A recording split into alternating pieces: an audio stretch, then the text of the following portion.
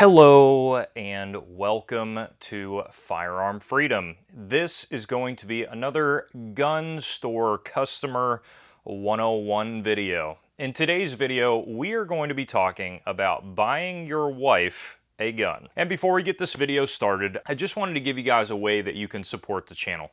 There's not a particular sponsor for this video, but I do have a Subscribe Star account. Now, there's not a ton of extra content on there, but it allows you a way to just throw me an extra few bucks a month. And I know money's tight these days, but these videos are very expensive to make. So any support is seriously appreciated as YouTube continues to throttle this content. I'll post the link down in the description and pinned in the comment section to the Subscribe Star account. This series is continuing to get a lot of positive feedback. A couple of comments that I wanted to make before we begin. A few of you were calling me out saying, hey man, you're just yelling at all the customers that you don't like, and that's why you're making these videos. I promise you, although some of those frustrations may subconsciously come out in these videos for a life of being plagued with working in retail, I am seriously just trying to help out, and these are honestly questions that I get a ton in the gun shop that I work at. Now, in today's video, it might be a little bit heated. I know a lot of people that I'm probably going to offend in this video are going to be commenting down below, but you know what? It's a video that needs to be made. It's something that I get asked all of the time. And if you are a guy that's watching this that is trying to buy your significant other a firearm, then you need to finish this to the end. And if you are a lady that's watching this and you're very agitated at your guy for doing these things in this video, pass the video along to them. Maybe they will listen, learn something, try to do something a little bit different. And hopefully this stuff will help out. But inevitably, I get a ton of guys wandering into the gun shop and they say those magic words, that is, I would like to buy my wife, my fiance, my girlfriend a gun. What should I do? This is what I am thinking about. First question to you guys out there is, do they even want a gun? That's something that you need to be asking yourself. Now, I know a lot of guys are like, well, I'm gonna buy my wife a gun, but really I just want a gun for me, so I'm just gonna buy it, but it'll stay in the safe, my safe, blah, blah, blah, blah. I get that. That's not what we're talking about here. You need to figure out if your significant other actually wants a firearm. Are they looking for something to protect themselves? Have they ever shot before? Are they comfortable around guns? Have you took them to the range? Are they still super uneasy about guns? All of these questions you need to be asking yourself, because just simply buying something and throwing it in their lap and saying, here, I bought you a gun, can really be overwhelming for a lot of people out there, male or female. If you've never handled a gun before like that, it is a very intimidating process, and it's something that needs to be done correctly, because you can really easily scare somebody out of the gun world because of a bad first experience. So the very, very first step is talking to the person that you're trying to buy a gun for and just asking them what their considerations are for potentially getting a gun for home defense or to possibly carry on their person, and what they might think about that. We can then bring them to the range. If you have firearms in your collection, maybe a 22, not saying a 22 because somebody is not able to handle the recoil. I'm saying 22 because it tends to be a very low-key experience where you can just have fun with it. There's not a massive, loud, annoying bang. There's not a ton of recoil that makes it hard to actually hit the target. It's just a lot of fun to pick it up. Everybody kind of gets it. You can pull the trigger. There's no recoil, and you can just land those rounds generally right where you want them to be. Now, why this is done, I don't know, but a lot of those ego-driven dudes out there will bring their significant other to the range, hand them a shotgun or something else that's very high recoiling because, ha ha ha, it's a lot of fun to see somebody get freaked out from a terribly rough gun to shoot, and they'll hand them a 3-inch Magnum slug or something like that. To be honest with you, you are one of my worst nightmares. And aside from that, that will very quickly get somebody to never want to shoot a firearm again. That first experience has that power. So if that person is you, or you don't really have anything in the collection that is fun to shoot, it's just all high power, rough recoiling guns, then maybe get somebody that's an instructor, go find a class, and bring them to that class that allows them to kind of really learn and understand that. And mind you, if somebody that is close to you in your life has already made the decision to maybe carry a gun, that person is very likely already thinking about classes, and maybe that's something that you guys can do together and both learn. That's something that really helps out when you then make the decision that, okay, I'm going to bring them now into the gun store to start looking at options.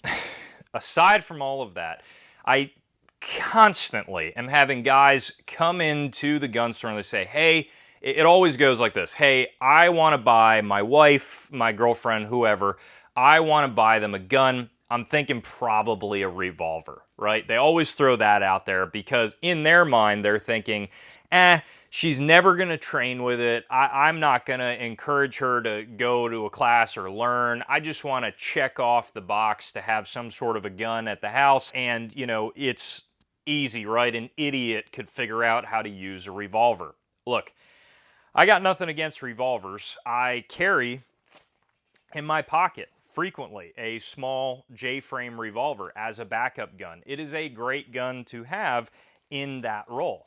But I will tell you first and foremost that a revolver, especially a small revolver like that, sucks to shoot. It really sucks to shoot anywhere past 5 or 10 feet, if I'm being completely honest with you.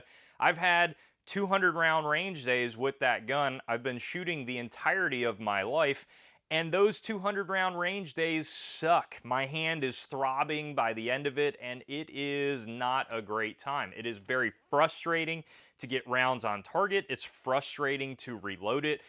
Is it a bad gun? No. But for a beginner, yes, it's a terrible option. And to give it to somebody and just expect that, hey, if you ever have to use this, just pull the trigger, it'll work, is the worst possible thing you could do. Now, aside from that, an even worse option is a pistol grip shotgun. Why guys just get this idea that, hey, anybody could use a pistol grip shotgun, or something like the Shockwave or TAC-14 firearms. Again, I've done videos on these types of guns before. I have them on my channel. I really like this gun. It is a blast to shoot at the range. Is it a beginner's gun? Absolutely not. Is it an easy gun to shoot? Not even a little bit. It sucks in almost every aspect to try to learn and train with. This takes a lot of dedication to try to figure out how to shoot this, and it takes a lot of time at the range. And for a beginner, it is going to be nearly impossible to learn fundamental shooting skills on a gun like that. That's a gun that you need to have years of fundamental training behind to then pick it up and understand how to use it. No, you can't just give a pistol grip shotgun to somebody that you care about and expect them to have it unloaded and rack the shotgun and scare everything away, and they never have to train, they never have to use it and figure out how to use it. I promise you, male or female, that will generally end very, very badly and can hurt others around you by not having a properly placed shot, or hurt the person that has it because they don't understand how to use it, and now there is another level involved in some sort of a confrontation. It is not a good idea, and a revolver and a pump action or pistol grip shotgun are probably the two worst options that are commonly recommended by husbands or boyfriends or whatever to their significant others as a first gun purchase for home defense. So try to stay away from those. Try to stick to a good standard semi-automatic pistol generally, or a rifle if it's just going to be home defense, that is fun to learn on and great to learn the fundamentals with. Now, if you do all of those steps, if you talk about the situation first and why you want there to be two protectors to a household and what a benefit that has. A lot of the time, it's really easy for guys to get super amped up about being the protector of the household. But the way that I see it and the way that it generally works in the Firearm Freedom household is it's awesome to have kind of a team of protectors. And when you are not there, the other person is the protector of the house and kind of vice versa. And building up that conversation can really lay the groundwork for a great experience. Even more so bringing them to the range and having them shoot 22s, working their way up to center-fired stuff, even in the same range and building that confidence allows a super easy time in the gun store. In fact, the gun store is kind of the least intimidating thing of that process. And finally, when you're actually bringing them to a gun store, it's very important for them to be there. Why is it important? Because what might feel good in my hand or your hand would not feel good to somebody else. It's essentially the same as me trying to buy somebody a pair of shoes. And I go to the shoe store, I try a bunch on, I'm like, yeah, those feel great for me. And I buy them and give them to somebody else and they say, man, these suck for me and I don't like them at all. Shoes are going to fit everyone differently. And similarly, a gun is going to fit everyone's hand differently. You need to bring somebody in to really fit that gun to their hand. Even better, if the shop has an indoor range, you can actually rent and try that particular gun or a model very similar to that and put rounds through that gun at the range, and it can help out a lot. Guys, I hope this video was somewhat helpful to some of you out there. As always, with these Gun Store 101 videos, let me know down in the comment section another question that you guys have that you want me to answer in this series. While you're down there, head up to the description, check out those links to support the channel, and as always, stay tuned for more great videos coming soon.